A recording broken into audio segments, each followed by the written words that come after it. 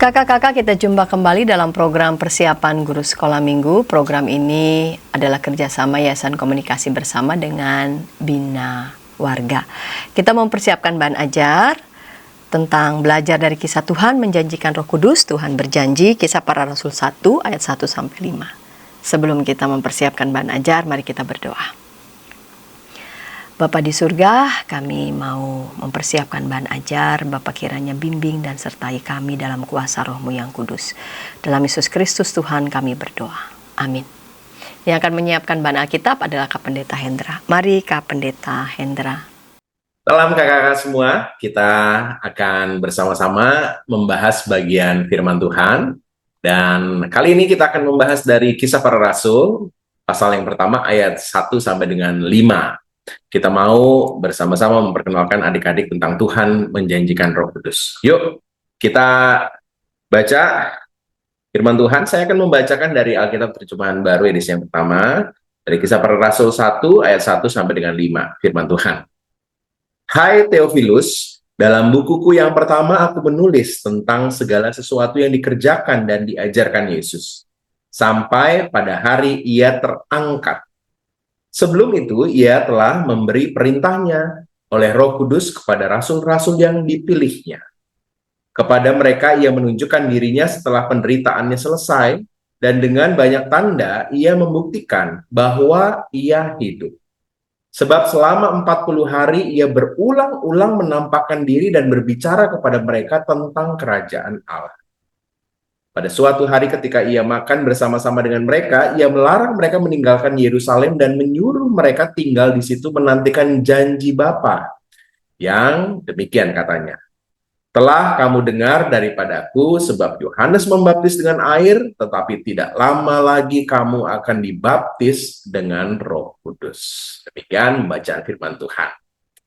Kakak-kakak, kita akan menceritakan kisah ini, kisah yang singkat, tapi sangat syarat sekali pesan untuk kita sampaikan kepada adik-adik, dan adik-adik kelak kita harapkan mengenal Tuhan yang menjanjikan Roh Kudus. Mari kita simak ayat per ayat dalam bacaan kita ini. Kalau kita menyimak ayat yang pertama, maka kita akan mendapatkan beberapa informasi. Pertama, bahwa penulis dari Kisah Para Rasul dan Injil Lukas ini kemungkinan akan adalah orang yang sama, karena ia merujuk pada satu kisah yang ia tuliskan dalam buku yang pertama.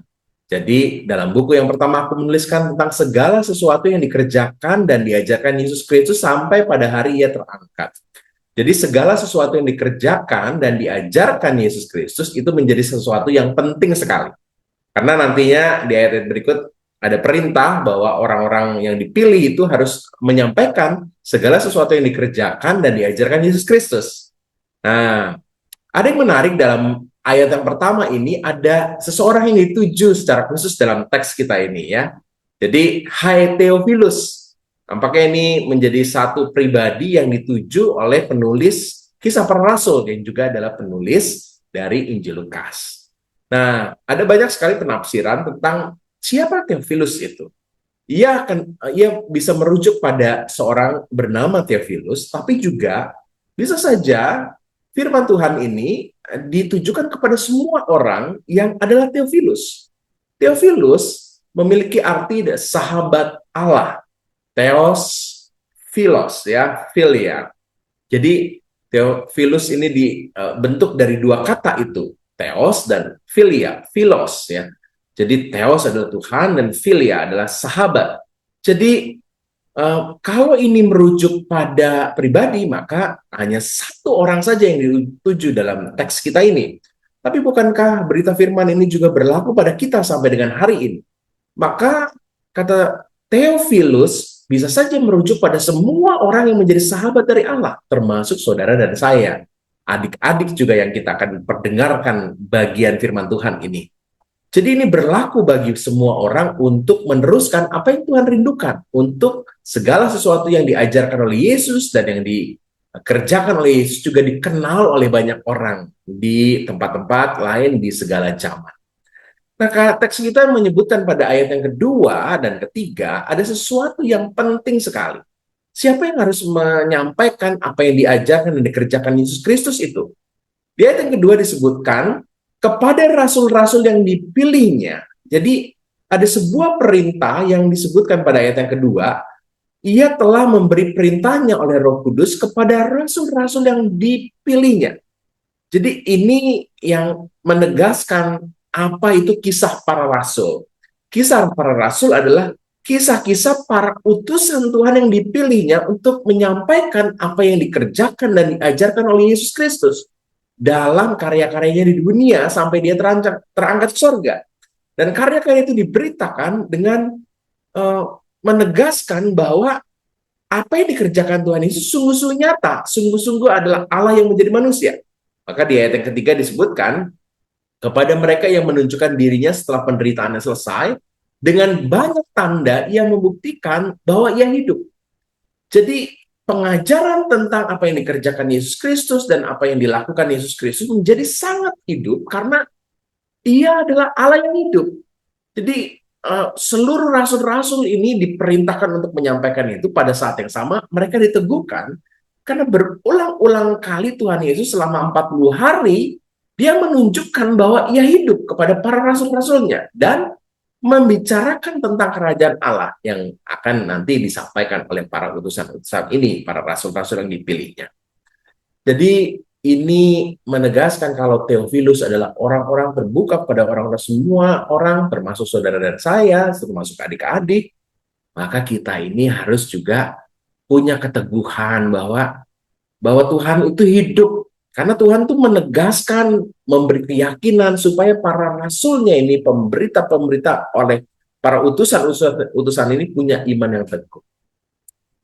Ayat yang keempat dan kelima menutup bagian kita dengan menegaskan bahwa Tuhan bukan saja mengutus, bukan saja meneguhkan iman, tapi juga melengkapi. Dia menjanjikan penolong yang menopang para utusan ini bisa mengerjakan. Dan apa yang dijanjikan Bapa itu akan diberikan oleh Tuhan. Kakak-kakak, dari kisah Tuhan menjanjikan Roh Kudus ini kita menemukan 3 hal.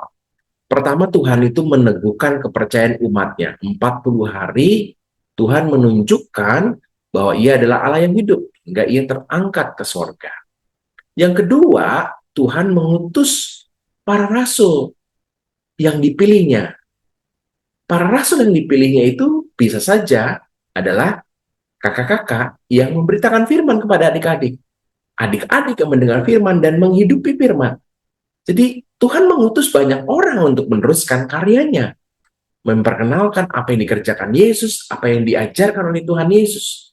Dan yang ketiga, bahwa para utusan itu bukan tidak dilengkapi, tapi justru dilengkapi dengan pribadi yang menolong para utusan dalam karya Tuhan Yesus, dalam karya Roh Kudus, ketika mereka menyampaikan pengajaran-pengajaran kepada banyak orang yang mereka temui. 3 hal ini kita mau sampaikan sehingga adik-adik sadar bahwa Tuhan itu adalah Allah yang hidup, Tuhan itu menjanjikan Roh Kudus, sehingga kita mampu untuk menjadi para rasulnya, utusan-utusan yang mengerjakan, memberitakan karya keselamatan dalam Yesus Kristus. Selamat menyampaikan kisah singkat ini, sehingga adik-adik mengenal Tuhan menjanjikan Roh Kudus. Dan Yesus berkati. Terima kasih Kak Pendeta Hendra yang sudah menyampaikan bahan Alkitab. Sekarang kita mau mendengarkan usulan metode untuk anak-anak di kelas Batita Balita, dan yang akan menyampaikannya adalah Kak Devina. Namun sebelumnya kita dengarkan pesan-pesan berikut ini.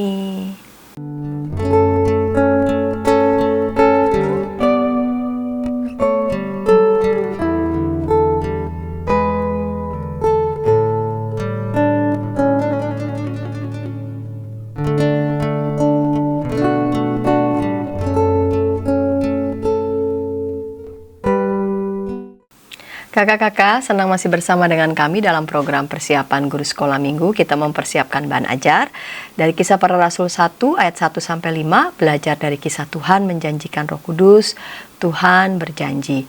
Kita mau mendengarkan Kak Devina menyampaikan usulan metode untuk anak-anak di kelas Batita Balita. Mari Kak Devina.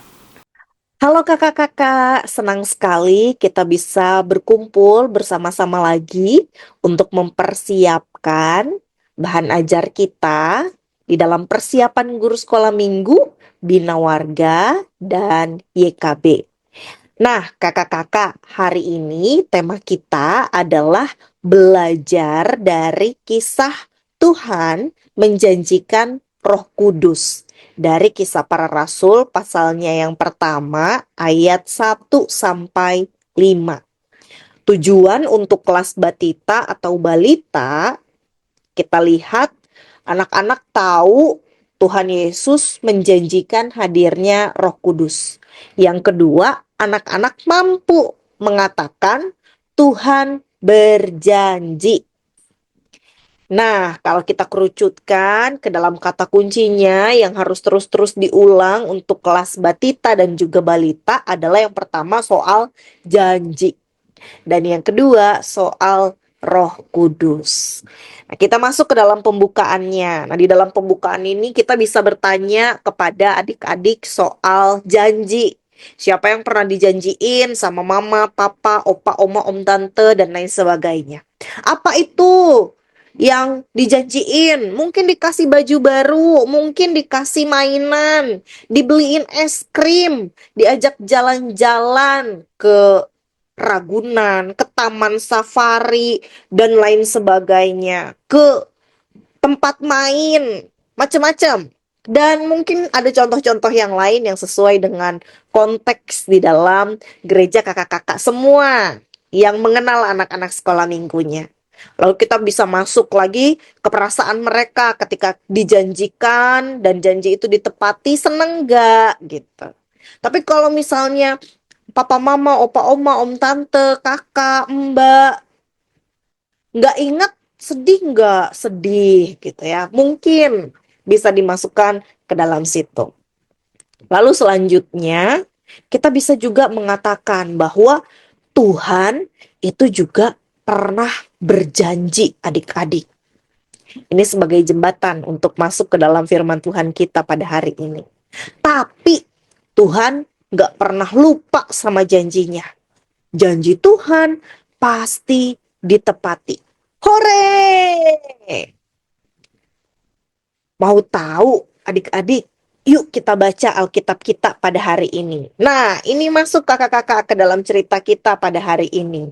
Kita bisa mengatakan cerita ini ketika Bapak Lukas ngobrol sama Bapak Theophilus. Itu bisa disebutkan, tapi kalau misalnya mau langsung ke dalam intinya juga nggak apa-apa.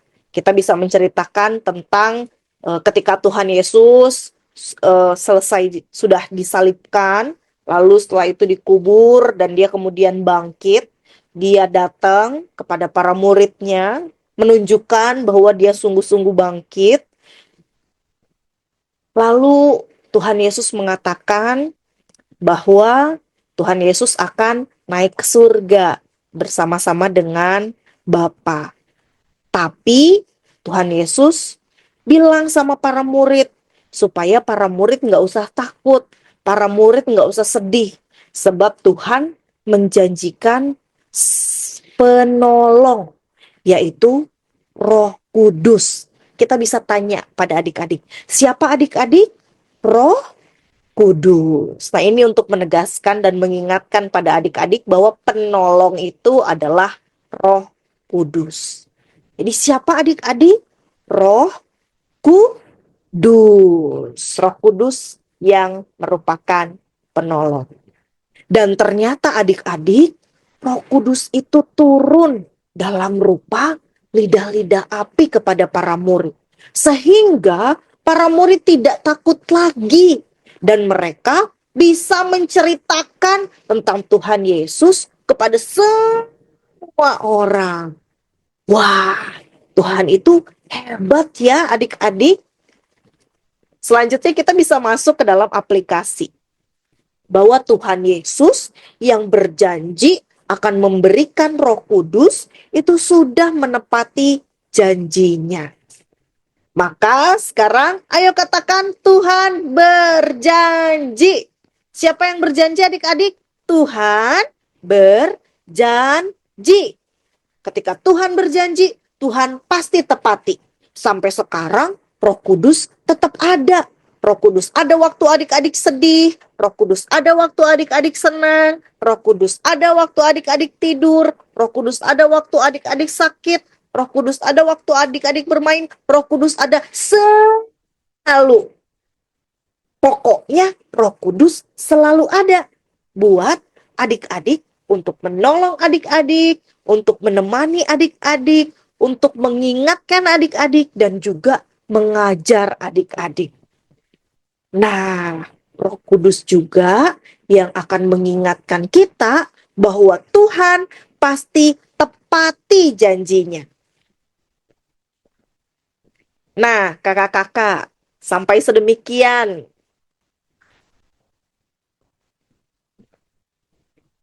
persiapan kita pada hari ini.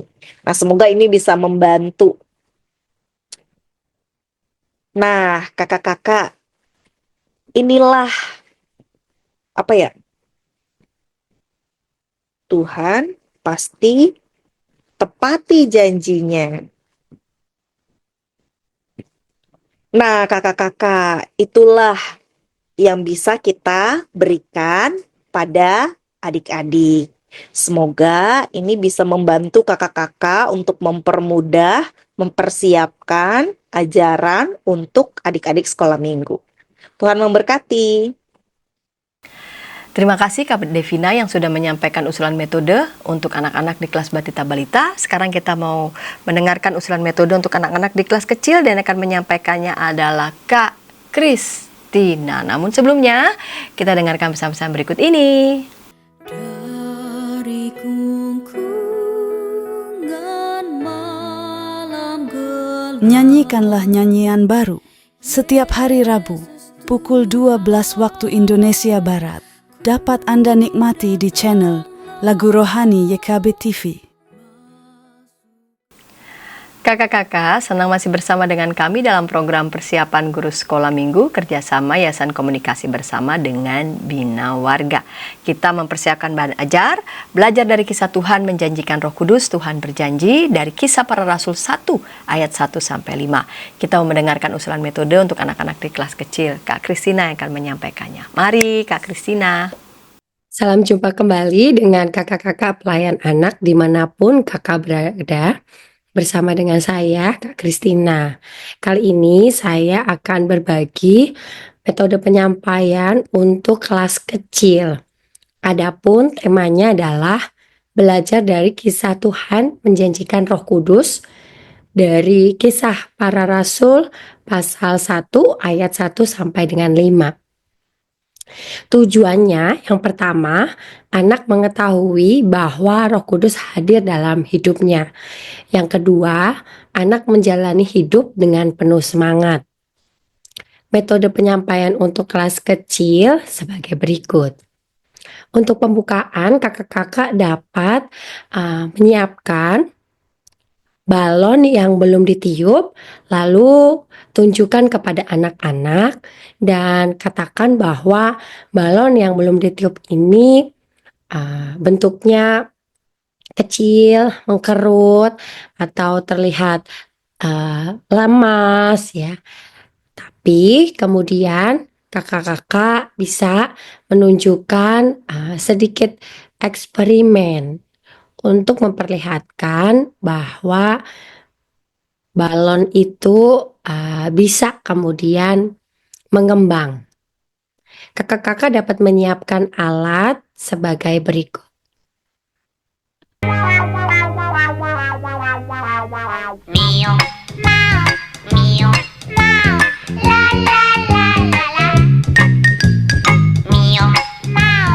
meow, la la la la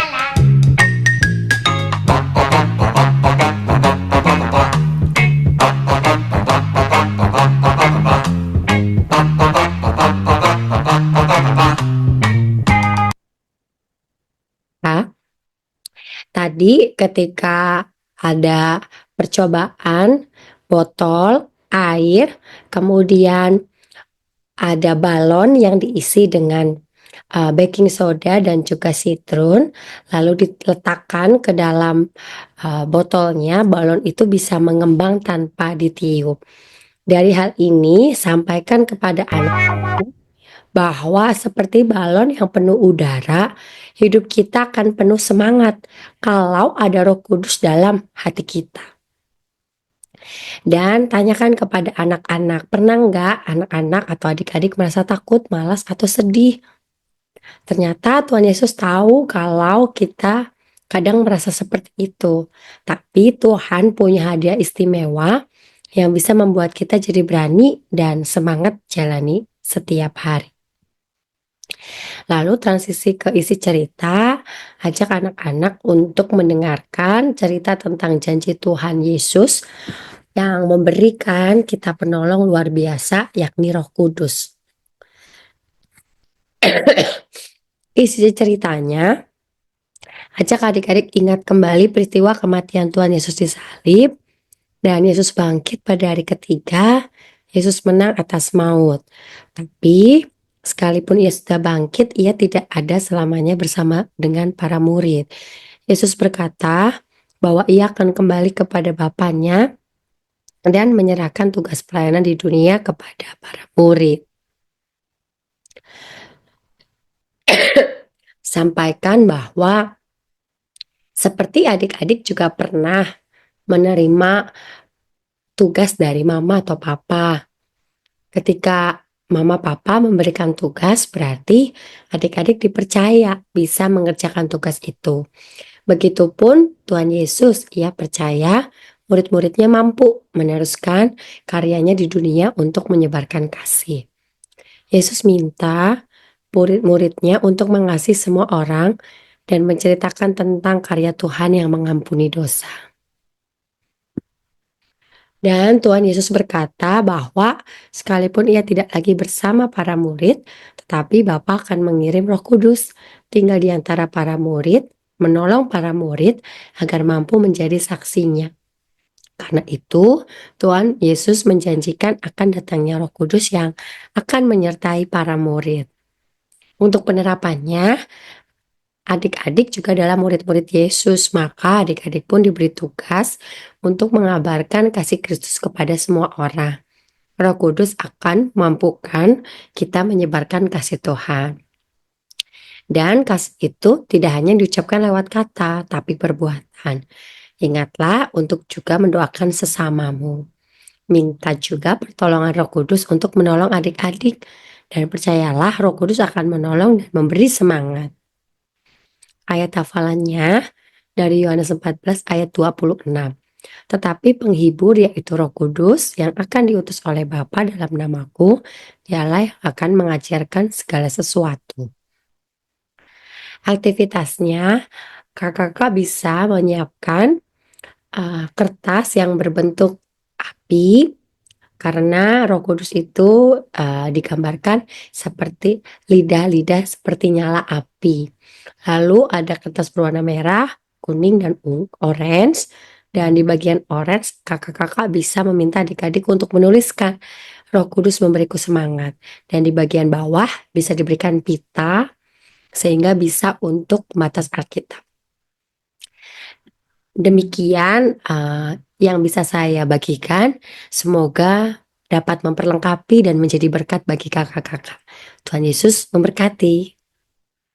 Kak Kristina, terima kasih ya sudah menyampaikan usulan metode untuk anak-anak di kelas kecil. Sekarang kita mau mendengarkan usulan metode untuk anak-anak di kelas besar. Dan yang akan menyampaikannya adalah Kak Grace Victoria. Namun sebelumnya kita dengarkan pesan-pesan berikut ini. Dari kungkungan malam gelap, Nyanyikanlah nyanyian baru setiap hari Rabu pukul 12 waktu Indonesia Barat. Dapat Anda nikmati di channel Lagu Rohani YKB TV. Kakak-kakak, kita jumpa kembali dalam program persiapan guru sekolah minggu. Kita mempersiapkan bahan ajar, belajar dari kisah Tuhan, menjanjikan Roh Kudus, Tuhan berjanji, kisah para Rasul 1 ayat 1-5. Sekarang kita mendengarkan usulan metode untuk anak-anak di kelas besar. Dan yang akan menyampaikannya adalah Kak Yunike. Mari Kak Yunike. Halo kakak yang dikasih Tuhan, hari ini kita akan bersama-sama membahas beberapa usulan metode dalam tema Tuhan berjanji yang dilandaskan dari Kisah Para Rasul 1 ayat 1 sampai 5. Kita akan belajar dari kisah Tuhan menjanjikan Roh Kudus. Nah, tujuan pembelajarannya untuk kelas besar yang akan kita bahas adalah anak mengetahui bahwa Roh Kudus hadir dalam hidupnya. Dan yang kedua, anak menjalani hidup dengan penuh semangat karena Tuhan berjanji memberikan Roh Kudus yang menyertai. Nah, ada beberapa usulan untuk pembukaan cerita. Yang pertama, kita dapat mengajak anak-anak untuk berinteraksi tentang pengalaman mereka dijanjikan. Contoh pertanyaannya, pernahkah kamu dijanjikan hadiah oleh orang di sekitarmu? Atau dijanjikan sesuatu yang sudah sangat dia inginkan? Lalu kita dapat bertanya, apa yang kamu rasakan? Apakah itu membuatmu semakin semangat? Atau mungkin ada perasaan-perasaan yang lainnya? Usulan yang kedua adalah kita dapat mengajak anak-anak untuk belajar lagu Janji yang Manis. Kata-katanya bagus dan dapat menolong anak-anak untuk semakin memahami tema pada hari ini. Untuk liriknya, kakak dapat melihat di NKB 143. Lalu usulan yang ketiga adalah kita dapat bersama-sama bermain puzzle yang tak lengkap. Jadi nanti anak-anak akan menyusun puzzle, tetapi puzzle-nya itu kepingannya sebenarnya tidak lengkap. Lalu nanti anak-anak diberikan waktu untuk menyusun puzzle itu terlebih dahulu. Oh iya, untuk puzzle-nya, kakak dapat menggunakan puzzle yang ada jika kakak sudah memilikinya, atau cukup dengan mengeprint gambar, lalu kakak memotong-motong gambar tersebut sehingga menjadi sebuah puzzle. Tapi sebelum diberikan kepada anak-anak, ambillah misalnya 2 sampai 3 keping. Sehingga nanti ketika pada awalnya anak-anak menyusun puzzle, mereka bingung, kok puzzle-nya tidak lengkap, kok tidak bisa tersusun dengan baik ya. Tapi nanti ketika anak-anak mulai bingung, misalnya 1-2 menit pertama mereka mulai mencari kok tidak bisa disusun, GSM akan mengingatkan, tenang, kami akan memperlengkapimu. Lalu kita lihat apakah anak-anak kemudian menjadi tenang atau malah semakin panik.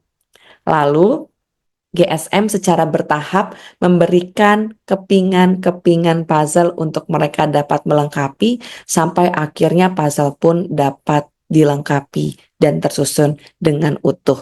Itulah usulannya. Lalu apa yang bisa menjadi bridging atau jembatan ke dalam cerita?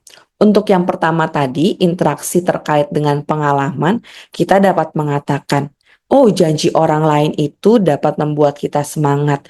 Kita menjadi senang, punya pengharapan, bersemangat ketika ada orang yang menunjukkan ingin memberikan kepada kita hadiah. Terlebih lagi, janji Tuhan untuk memberikan kepada kita Roh Kudus yang akan memperlengkapi kita. Mari kita baca kisahnya. Atau yang kedua, di dalam lagu itu, jika kakak memilih metode menggunakan lagu, kita akan melihat kisah Alkitab yang menceritakan janji yang manis dari Tuhan. Atau ketika kakak memilih permainan tadi atau aktivitas tadi, kita dapat mengatakan, meskipun belum terlihat, janji biasanya akan membuat orang itu tenang, juga tetap bersemangat. Seperti adik-adik tadi yang mungkin tadi bingung ketika puzzle tidak lengkap. Tetapi ketika kakak bilang kami akan memperlengkapimu, mungkin adik-adik merasa oh iya tenang saja nanti kakak akan memperlengkapi. Dan tahu betul kakak memberikan satu demi satu kepingan puzzle. Terlebih lagi ketika Tuhan berjanji memberikan Roh Kudus yang akan membuat kita semakin semangat. Mari kita baca kisahnya. Kira-kira begitu kakak untuk jembatan masing-masing metode pembukaan yang kakak bisa pilih. Lalu kita membaca Alkitab dan setelah itu kita dapat mengajak anak-anak untuk melihat penjelasan dan mendiskusikan kisah Alkitab yang telah dibaca. Kita dapat bertanya, mengapa ya Tuhan Yesus menjanjikan Roh Kudus? Ini akan menolong anak-anak untuk melihat konteksnya. Dan di sini mungkin kakak juga dapat bercerita konteks yang terjadi karena bacaan hari ini pun cukup pendek dan mungkin kita dapat menjelaskan juga bagian ini untuk konteksnya. Tapi boleh juga mengajak adik-adik berpikir terlebih dahulu kenapa ya kira-kira Tuhan Yesus menjanjikan Roh Kudus. Lalu pertanyaan yang kedua, kakak dapat bertanya, untuk apa kehadiran Roh Kudus yang dijanjikan oleh Tuhan Yesus itu ya? Nah, ini mendorong anak-anak untuk melihat apa peran Roh Kudus. Setelah itu, setelah anak-anak menjawab, kakak-kakak juga dapat memperlengkapi dengan pemahaman tentang peran Roh Kudus di dalam kehidupan para murid. Lalu, juga yang ketiga, kita dapat bertanya, apa yang kira-kira dirasakan para murid ketika Tuhan Yesus menjanjikan Roh Kudus. Nah, nanti kakak juga dapat menjelaskan bagaimana semangat yang diterima oleh para murid ketika menerima janji Tuhan itu. Selanjutnya baru kita tarik di dalam aplikasi atau pengalaman anak-anak itu sendiri. Seperti apa Roh Kudus yang dijanjikan oleh Tuhan Yesus dalam hidup kita saat ini. Nah, kita ajak adik-adik dulu untuk membayangkan kira-kira kalau hidup saya dipenuhi dengan Roh Kudus, apa ya yang terjadi? Seperti itu. Atau contoh kehadiran Roh Kudus dalam hidup saya itu seperti apa ya? Kalaupun adik-adik belum bisa menjawab, kakak dapat memberikan contoh-contoh terlebih dahulu untuk aplikasi di masa kini. Baru setelah itu kita dapat bertanya, ketika kita tahu bahwa Roh Kudus bersama kita, ketika kita tahu kita jadi merasa dikasihi, kita merasakan ada teman, Roh Kudus itu adalah teman kita seperti itu, kira-kira bagaimana sikap hidup kita ketika tahu ada Roh Kudus yang menemani, ketika kita tahu bahwa ada Roh Kudus yang akan memperlengkapi kita. Apakah kita makin semangat seharusnya atau mungkin seperti apa? Nah, kita bisa bertanya kepada adik-adik untuk sikap hidup yang mungkin mau kita sampaikan. Ini loh sikap hidup yang perlu kita miliki ketika kita tahu ada Roh Kudus dalam hidup kita. Setelah itu kita bisa masuk ke respon firman atau penutup. Kakak pertama bisa dengan ayat emas atau ayat hafalan. Fungsinya adalah kita diajak untuk mengingat janji Tuhan akan Roh Kudus melalui ayat yang kita hafalkan. Salah satu contoh ayatnya adalah, atau salah satu contoh ayat yang diusulkan untuk dihafalkan adalah Efesus 3 ayat 16. Aku berdoa supaya ia menurut kekayaan kemuliaannya menguatkan dan meneguhkan kamu oleh rohnya di dalam batinmu. Atau yang kedua, kakak dapat mengajak anak-anak atau adik-adik menyanyikan lagu Tuhan Yesus aku berjanji. Liriknya seperti ini, Tuhan Yesus aku berjanji jadi muridmu yang setia. Rajin berdoa, baca Alkitab, selalu bersaksi bagimu. Akal iblis aku menolak, firman Tuhan aku menurut. Mulai sekarang sampai selamanya, tetap setia pantang mundur. Penutup dengan menggunakan lagu ini tujuannya adalah jadi setelah anak mengetahui Tuhan menjanjikan Roh Kudus, anak punya semangat untuk tetap setia. Setia untuk rajin berdoa, baca Alkitab, juga menyaksikan, mempersaksikan firman Tuhan dalam hidupnya. Atau usul yang ketiga, penutupnya, aktivitas yel-yel transfer semangat. Bentuknya adalah jadi anak-anak, adik-adik semua diajak untuk bergandengan tangan satu ruangan tanpa terputus. Jadi ada satu ujung, tetap ada satu yang di ujung paling kiri, satu di ujung satunya lagi, paling kanan misalnya. Lalu mereka semua bergandengan, lalu secara berantai satu-satu mengucapkan kepada teman di sebelahnya, Tuhan menjanjikan Roh Kudus. Misalnya saya mengucapkan ke teman sebelah saya, Tuhan menjanjikan Roh Kudus. Lalu yang di sebelahnya akan menyampaikan lagi, mentransfer ke sebelahnya lagi dengan mengatakan, Tuhan menjanjikan Roh Kudus. Lalu ketika sampai di ujung, anak yang ada di ujung menerima ucapan tersebut, ia akan berteriak, semangat!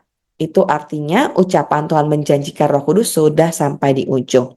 Lalu anak-anak lain mengikuti juga dengan bersama-sama berteriak, semangat!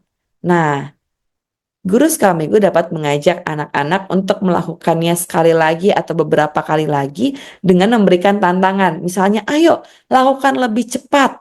Ayo ini baru 1 menit. Kita coba 30 detik ya. Jadi anak-anak akan mengucapkan secara lebih cepat. Tuhan menjanjikan Roh Kudus. Tuhan menjanjikan Roh Kudus. Seperti itu. Sampai misalnya, ayo kita coba 30 detik atau mungkin 10 detik. Diulang seperti itu sampai akhirnya anak-anak betul-betul merasakan semangat. Dan kakak dapat mengantarkan, oh anak memiliki semangat ketika mengingat janji Tuhan akan kehadiran Roh Kudus. Dan mereka artinya juga saling mau mengingatkan kepada sesama bahwa Tuhan menjanjikan Roh Kudus. Kakak demikianlah beberapa usulan dapat saya sampaikan. Selamat berbagi kepada anak-anak. Tuhan memberkati pelayanan kita semua. Terima kasih Kak Yunike yang sudah menyampaikan usulan metode untuk anak-anak di kelas besar. Kami telah merampungkan usulan metode Batita Balita kecil dan besar, dan tentu saja Bahan Alkitab sudah menyampaikan Kak Pendeta Hendra, dan kami juga ada program lagu sekolah minggu. Kakak-kakak bisa menyaksikannya agar bisa menambah nih perbendaraan lagu-lagu untuk anak-anak sekolah minggu. Kakak-kakak bisa gunakan juga nih untuk di kelas-kelas sekolah minggu. Begitu juga ada tayangan Kiddie Time, tayang setiap hari Sabtu pagi. Ada YKB Mendongeng di kelas kecil dan besar, dan ada film Petualangan Kiki dan Didi. Dan tentu saja ada aktivitas anak sekolah minggu yang dapat digunakan nih oleh kakak-kakak sekolah minggu dalam mengajar anak-anak sekolah minggu. Baiklah, kita telah mengakhiri episode kali ini. Saya mengajak kita berdoa. Bapa di surga, kami bersama mau mohon pada Tuhan agar kiranya usulan metode dari kakak-kakak, dari para narasumber ini dapat kiranya dikembangkan oleh kakak-kakak dimanapun berada sesuai dengan konteks mereka masing-masing. Agar kiranya tayangan ini boleh menjadi berkat. Dalam Kristus kami berdoa. Amin. Sampai jumpa kakak-kakak di episode yang akan datang.